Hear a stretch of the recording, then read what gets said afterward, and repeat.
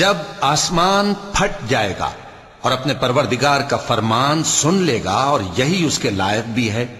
اور جب زمین ہموار کر دی جائے گی اور جو کچھ اس میں ہے وہ اسے نکال کر باہر ڈال دے گی اور بالکل خالی ہو جائے گی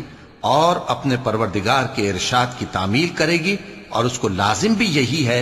تو قیامت قائم ہو جائے گی۔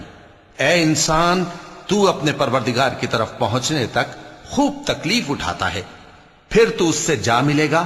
اب جس کا نامہ اعمال اس کے داہنے ہاتھ میں دیا جائے گا اس سے حساب آسان لیا جائے گا اور وہ اپنے گھر والوں میں خوش خوش واپس آئے گا، اور جس کا نامہ اعمال اس کی پیٹھ کے پیچھے سے دیا جائے گا تو وہ موت کو پکارے گا اور دوزخ میں داخل ہوگا۔ وہ اپنے اہل و عیال ہی میں مگن رہتا تھا، وہ تو خیال کرتا تھا کہ اللہ کی طرف لوٹ کر نہ جائے گا، کیوں نہیں؟ اس کا پروردگار تو اس کو دیکھ رہا تھا۔